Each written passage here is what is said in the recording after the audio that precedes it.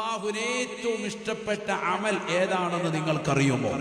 ഖാല ഖായിലും മിൻഹും, ഉടനെ സ്വഹാബത്തിൽ നിന്ന് ഒരു വിഭാഗം ആളുകൾ പറഞ്ഞു അത്രേ, നിസ്കാരമല്ലേ റസൂലേ, സകാത്തല്ലേ ഹബീബേ. ഖാല വാഹിദും മിൻഹും, മറ്റൊരാൾ പറഞ്ഞു അല്ലാഹുവിന്റെ മാർഗ്ഗത്തിലുള്ള ജിഹാദാണ് ജിഹാദാ.